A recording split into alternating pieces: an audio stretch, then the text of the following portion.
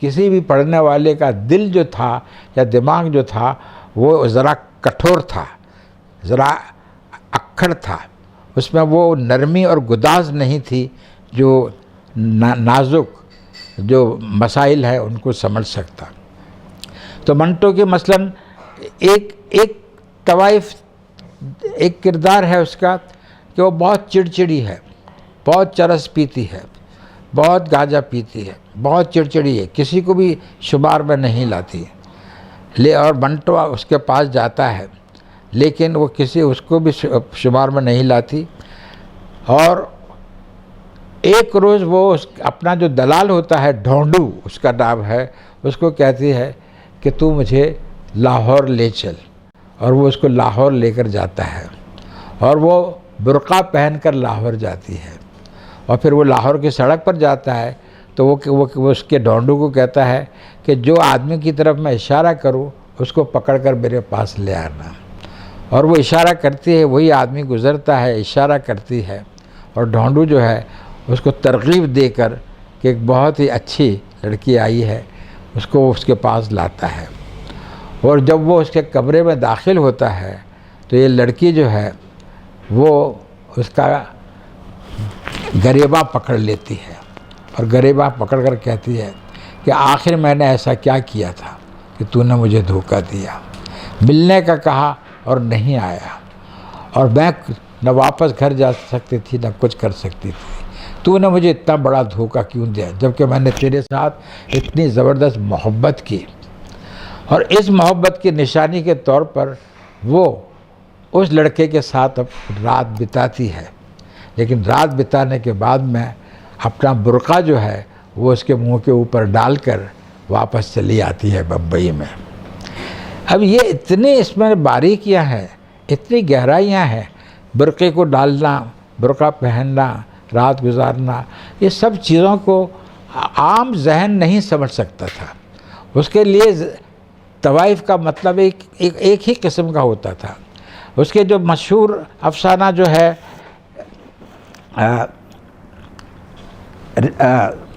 रेशमी शलवार, उसमें काली शलवार, काली शलवार जो उसका अफसाना है उसमें औरत की एक बहुत ही अंदरूनी ज़रूरत कि जब भी यानी उसका ईमान हमेशा रहता है, भगवानों पर भी रहता है, तस्वीरें भी रहती हैं और मुहर्रम के दिन ताज़िए भी निकालती हैं, सब कुछ रहता है।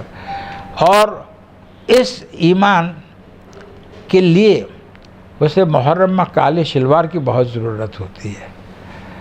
वो अफसाना जो है वो पढ़कर एहसास होता है कि इसमें चालाकियाँ की गई हैं जो दलाल है उसने, लेकिन उसकी ज़रूरत को पूरा किया है और उस ज़रूरत के पूरे होने से उसे एक तस्कीन हासिल हुई है। इस अफसाने में ये औरत जो है वो कहीं अम्बाले से आती है और दिल्ली में आ जाती है। उसकी तन्हाई का ऐसा जिक्र किया गया है जो आदमी को एक हौलनाक तजुर्बे से गुजारता है। यही नहीं बल्कि वो जो एक तवाइफ की जो खोली जो है वो रेलवे स्टेशन के सामने है, जहाँ पर इंजन और डब्बे जो हैं शंटिंग करते रहते हैं। और वो सुबह के वक्त उठ के वो इंजन को उसको शंटिंग करते हुए देखती है और वो भी कहती है कि मेरी भी ज़िंदगी जो है ऐसी ही है कि किसी इंजन ने शंटिंग करते हुए छोड़ दी है, पता नहीं कहाँ पर जाकर मैं रुकूं। ये ऐसी गहराइयाँ हैं जो कभी उर्दू अफसाने में तवाइफ के मौजू पर नहीं आई थी। एक और अफसाने में बंटो ने एक लड़की को बताया जो कपड़े वगैरह पहनती लेकिन बहुत बेपरवाह है, वो उसको कुछ ज़रा भी अपनी तरफ, अपनी ज़ात में, अपनी शख्सियत पर कोई दिलचस्पी नहीं है किसी भी तरह की। और ये लड़का जाता है उसके पास बैठता है, वो समझाता है, फिर एक रोज़ ज़ोर का तमाचा मारता है और उसे कहता है कि ये कपड़े पहन, और फिर वो पहन कर उसको बाहर ले जाता है। उसके बाद उसकी ज़िंदगी में एक बड़ा इनकलाब आता है। वो इनकलाब ये है कि अभी तक जिस किसी भी आदमी ने उसकी शख्सियत को अपनी शख्सियत नहीं समझा और इसीलिए तमाचा नहीं मारा, इसीलिए गुस्से नहीं हुआ, अपना काम करके चल दिया, इस आदमी ने तमाचा मारकर उसकी ज़िंदगी को राह के ऊपर लगाया, अपनी ज़िंदगी में दिलचस्पी पैदा की। ऐसी बहुत सारी कहानियाँ जो है वो मंटो ने लिखी हैं, जो तवाइफ़ों पर हर मुख्तलिफ़ अंदाज से लिखी गई हैं। और तवाइफ़ का मौजू मंटो ने इसलिए लिया है कि इसमें पहली बार एक ऐसी निराधार औरत जिसका ना ऊपर आसमान पर खुदा है, न ज़मीन पर कोई नाखुदा है, न ज़मीन पर कोई उसका देखने वाला है, उसे पता ही नहीं कि उसका ज़िंदगी कौन से ढर्रे पर जा रही है और कहाँ पर जाकर रुकेगी। ये दिलचस्पी जो थी एक ऐसे तन्हा लोनली आदमी के अंदर दिलचस्पी जिसका कोई सहारा न हो, वो मंटो की इंसानियत की सबसे बड़ी दलील थी। और उस पर उसने ऐसे दर्दनाक अफसाने लिखे हैं और ऐसे खूबसूरत अफसाने लिखे हैं। 100 कैंडल पावर का बल्ब, वो अजीब व गरीब अफसाना है, इतना अजीब व गरीब कि वो कैसे लिखा गया। अक्सर तो मुझे ताज्जुब होता है कि मंटो ये अफसाने लिखता था तो उनको कितनी बार लिखता था, 1 बार, 2 बार, 3 बार, 4 बार, 5 बार। बाबू गोपीनाथ उसने जो अफसाना लिखा, जो उसका शाहकार अफसाना है, जिसकी मिसाल उर्दू अदब आज तक पेश नहीं कर सका, वो बाबू गोपीनाथ अफसाना उसने किस तरह से लिखा। एक ही नशिस्त में लिख दिया या उसको बार बार लिखता रहा या उसके अंदर बहुत कुछ अपने ये तब्दीलियाँ करता रहा, ये ख्याल आता है। और हैरत होती है जब ये देखते हैं कि मंटो हर कहानी एक ही नशिस्त में बैठकर एक ही वक्त में लिखता था।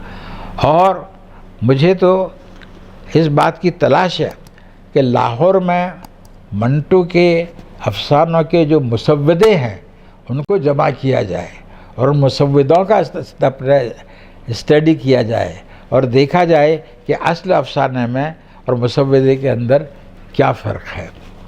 तो ये एक जीनियस का काम था और मंटो को इस बात का तो फ़ख्र नहीं था या एहसास नहीं था कि मैं जीनियस हूँ, लेकिन इस बात का ज़रूर एहसास था कि वो दूसरों से बहुत मुख्तलिफ़ है और दूसरों से मुख्तलिफ़ अफसाना लिख रहा है। उसने कभी किसी अफसाना निगार के साथ रक़ाबत का पहलू इख्तियार नहीं किया।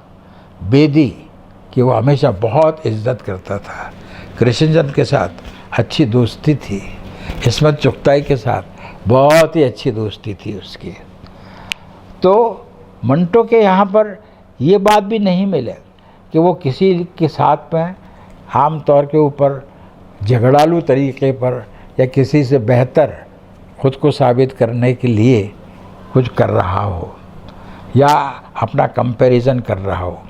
उसने बहुत सारे मज़ामीन भी लिखे जो उसके ख़िलाफ़ मुक़दमे चलाए गए थे, उनके ख़िलाफ़, उसके ख़िलाफ़ मज़ामीन जो लिखे गए थे उनके ख़िलाफ़, लेकिन वो मज़ामीन इतने सलीक़े से और ढंग से और ये कहकर लिखे गए कि मैं आज बहुत दुखी हूँ, मैं आज बहुत दुखी हूँ, लेकिन उसके बावजूद उसने कहीं दुख को ज़ाहिर होने नहीं दिया, कहीं गुस्से को ज़ाहिर होने नहीं दिया। ये जो फ़नकार का किरदार है ये उर्दू अदब में कम से कम आज के ज़माने में बहुत कम मिलता है, क्योंकि आज के ज़माने में सबके नाक पर गुस्सा रहता है, सबके एक दूसरे के साथ रक़ाबत रहती है, सब लोग जो है वो एक दूसरे की बुराइयों के अंदर लगे रहते हैं। मंटो को ख़ुद अपनी ही बुराइयों के ख़िलाफ़ लड़ने से फुर्सत नहीं मिलती थी तो वो दूसरे की बुराई क्या करता। मंटो की एक और बहुत बड़ी ख़ुसूसियत जो थी वो उसके अफसानों की वैराइटीज़ थी। उसने एक रोज़ में एक अफसाना लिखा। उसकी किताब में हर अफसाने पर तारीख दी हुई होती थी कि 28 जून, 29 जून, 30 जून, यानी हर रोज़ एक अफसाना लिखता था वो।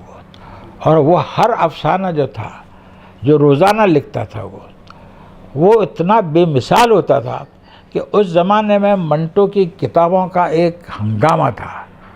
किताबें आती थीं और हाथों हाथ फ़रोख्त होती थी, रातों रात पढ़ी जाती थी, और दूसरे दिन तो इसके ऊपर बहस मुबाहिसे, चर्चे और मंटो के नाम का ज़िक्र, और लोग एक दूसरे के साथ छीना झपटी करते थे, ये किताब ले गए, वो किताब ले गए।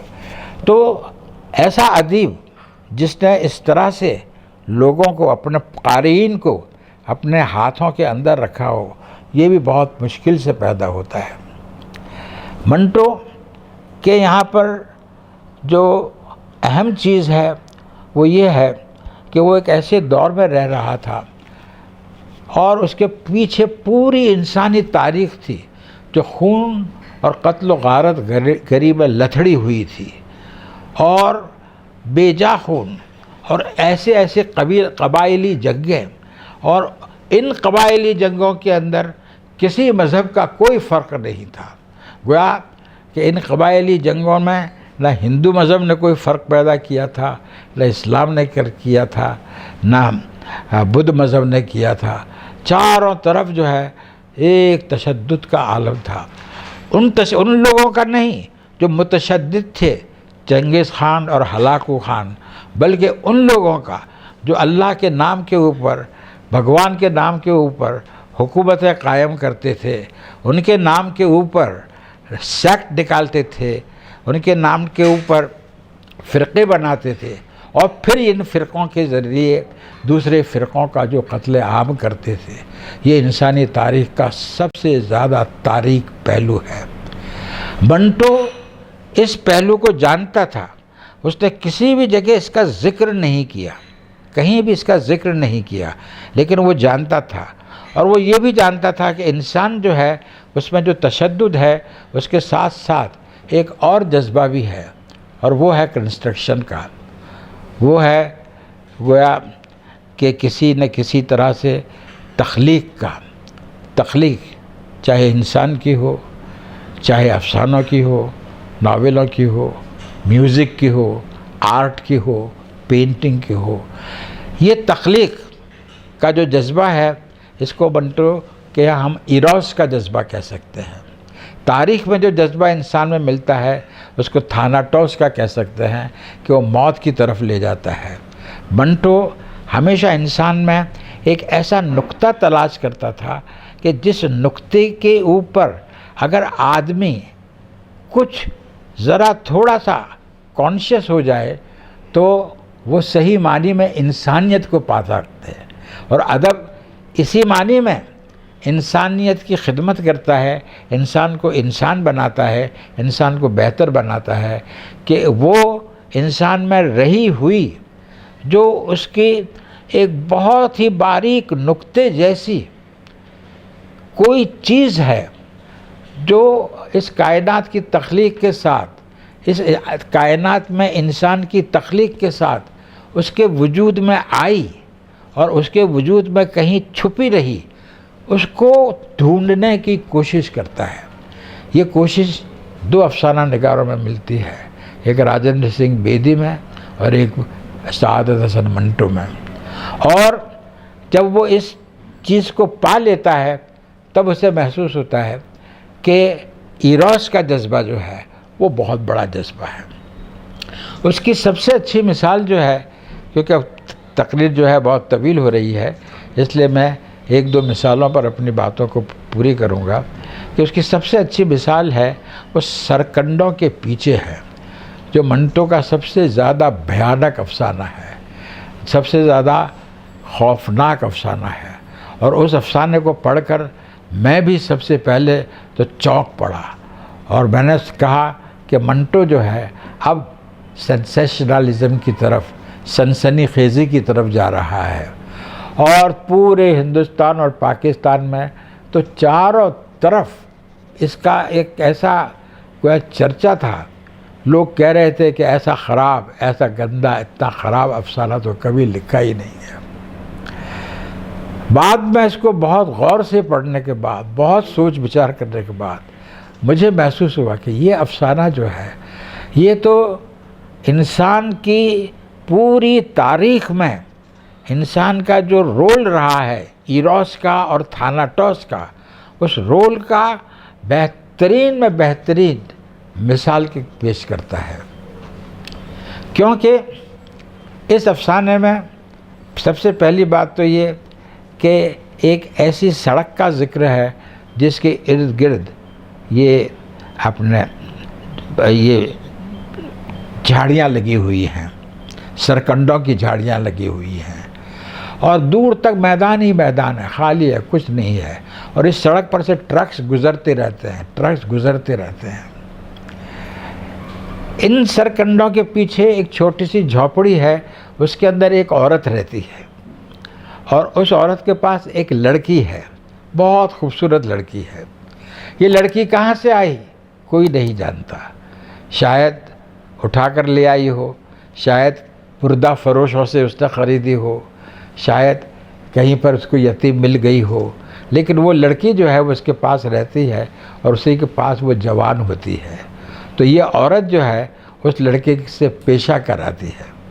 ये लड़की इतनी इनोसेंट है, इतनी मासूम है कि उसने दूसरी लड़कियों को देखा भी नहीं, दूसरी दुनिया को भी नहीं देखा। बस इसी सरकंडों के पीछे की दुनिया जो है वो इसकी कुल दुनिया है, कुल कायनात है। इसलिए उसको एहसास भी नहीं होता कि वो जो कुछ कर रही है वो गुनाह कर रही है। दूसरे लोगों के साथ में जो उसका अपना राबता है वो गुनाह का राबता है, उसको एहसास भी नहीं है। वो इतनी मासूम है, इतनी मासूम है। वहाँ पर एक आदमी आता है कार ड्राइव करता हुआ, और फिर उस लड़की के उसके वो झोपड़ी में जाता है, और वहाँ ज़रा खौफज़दा है, डरा हुआ, वहाँ पर फिर वो बैठता है, और उस लड़की के साथ उसका ऐसा दिल लग जाता है, ऐसा दिल लग जाता है कि वो हमेशा वहीं पर आता है, और उस बुढ़िया को कह देता है कि अब कोई और यहाँ पर आने न पाए वो। और लड़की जो है उसको एक तरह का गोया कि बुज़ुर्ग मिल गया है, उससे उसका जो मोहब्बत का जज्बा जो है वो जिनसी जज्बा इतना नहीं है जितना कि एक इंसानी लगाव का जज्बा है। वो हमेशा आता है आदमी 8 दिन 10 दिन 15 दिन को, लेकिन एक मर्तबा आता है, और जब भी आता है तो खौफज़दा रहता है, और जब भी कोई ट्रक पास में से गुज़रता है तो और खौफज़दा हो जाता है, चमक कर नींद में से उठ जाता है। फिर वो एक मर्तबा आता है तो बहुत डरा हुआ और सहमा हुआ होता है। उसके बगैर लड़की को अच्छा नहीं लगता। वो ग्रामोफोन की 2-3 रिकॉर्ड्स हैं वही सुना करती है। देखिए म्यूज़िक यहाँ पर घसा गया है, पुराना हो गया है, सब कुछ हो गया है, लेकिन एक तन्हा घिसी पिटी रूह जो है उसके लिए फिर भी दिलचस्पी का सामान है। ये इशारे हैं अफसानों के अंदर, इन इशारों पर कोई अपने ये गौर नहीं करता।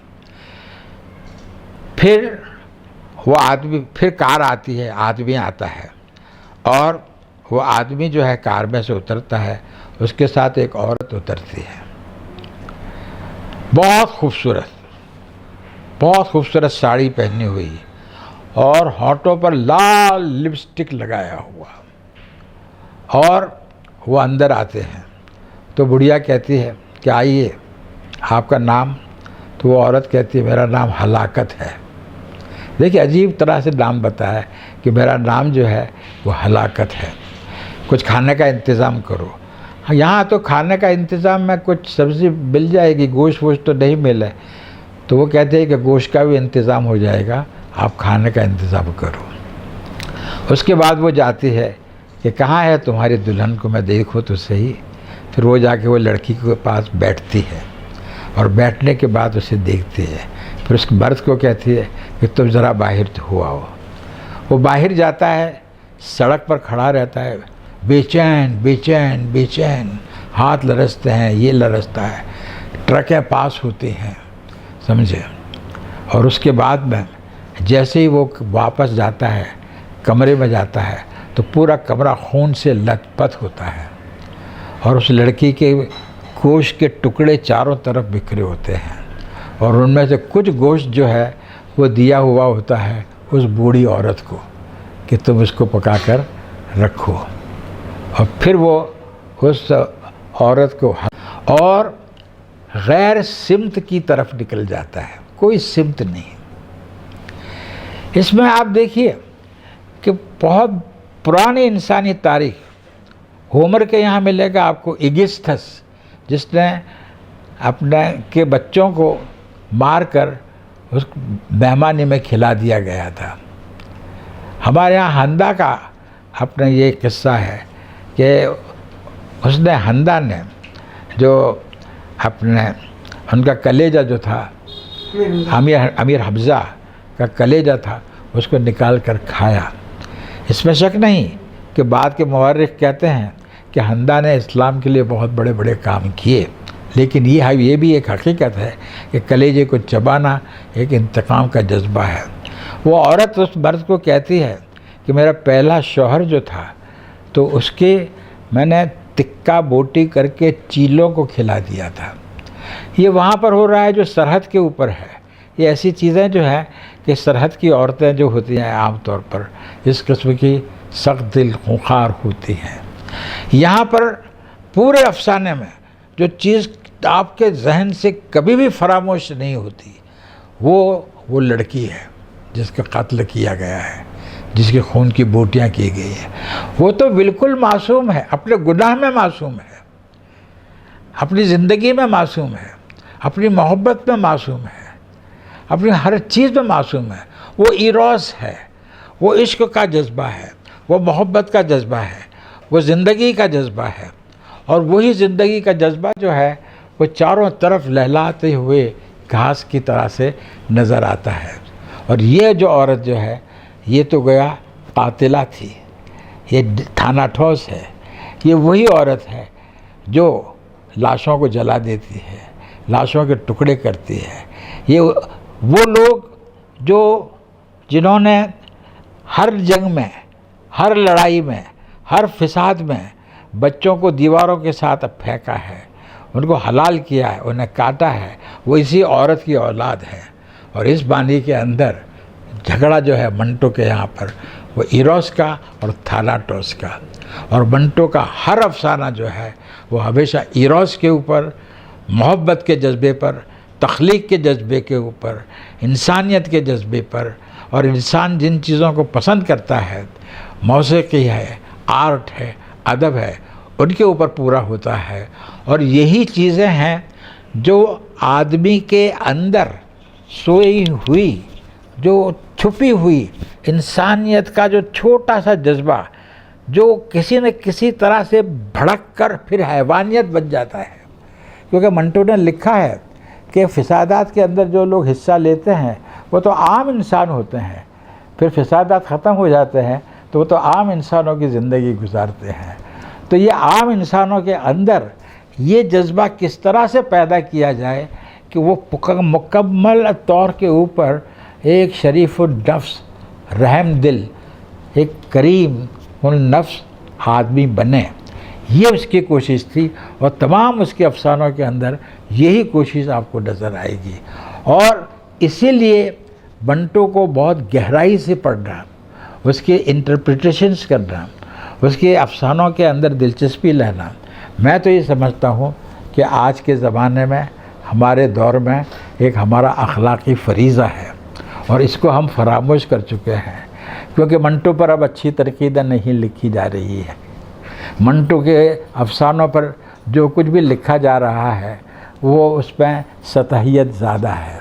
मैं उससे बहुत खुश नहीं हूँ, लेकिन मैं सोचता हूँ कि दुनिया के दूसरे बड़े अफसाना निगारों पर आज भी नए नक्काद कितनी खूबसूरत किताबें लिखते हैं। कीट्स की शायरी के ऊपर हो या वर्ड्सवर्थ पर एक नौजवान लेक्चरर जो है कितनी खूबसूरत किताब लिखता है। हमारे यहाँ पर ऐसे नक्काद अब मादूम हो चुके हैं जो हमारे बड़ी अदीबों के ऊपर मानी खेज़ और फ़िक्र अंगेज़ किताबें लिखें। ये जलसा जो ये जिसके लिए वैसे तो मंटो पर आदमी बोलना चाहे तो 300 के लगभग कहानियाँ लिखी हैं उसने, तो हर कहानी के ऊपर वो घंटों बोल सकता है। लेकिन इस मुख्तसर, अब उसको तो मैं मुख्तसर तकरीर भी नहीं कहूँगा, लेकिन इस तकरीर के ज़रिए से मैं सिर्फ ये एहसास दिलाना चाहता हूँ कि ये बम्बई वालों ने मंटो का हक़ अदा किया जो न पाकिस्तान में अदा हो सका, न हिंदुस्तान की किसी और एकेडमी ने उसको अपने ज़रूरी समझा और उसके ऊपर अच्छा प्रोग्राम किया। और ये जलसा जो है मंटो की याद इस मानी में ताज़ा करता है, हम जैसे बूढ़ों में, हम जैसे पुराने लोगों में, कि हमने हमारी जवानी जो है वो ऐसे लोगों के साथ गुजारी जिन्होंने हमारे दिलों को गुदास किया, हमारी फ़िक्र जो है उसमें लचक पैदा की, हमारा जहन जो है उसको में कुशादगी अता की, हम में एक तरह की रवादारी पैदा की।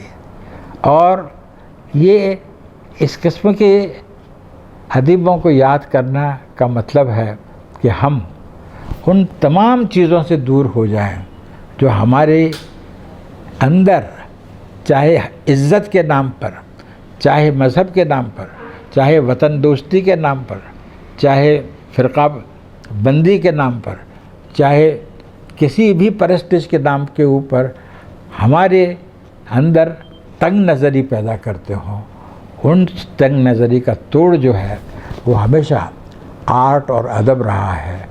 और मुझे उम्मीद है कि साजिद रशीद और उनके दोस्तों की ये जो मेहनत है, ये जो कोशिश है, ये बहुत कामयाब साबित होगी। और कामयाब ही नहीं बल्कि मंटो में असर नौ एक नई दिलचस्पी पैदा करेगी। बहुत बहुत शुक्रिया। उम्मीद है आपको हमारी पेशकश ज़रूर पसंद आई होगी। हम अपनी ज़ंबिल से आइंदा भी आपके लिए इसी तरह के नायाब वीडियो लाते रहेंगे। आप हमारे चैनल को लाइक करिए, सब्सक्राइब करिए और हाँ, अपने दोस्तों के साथ ज़रूर शेयर करें।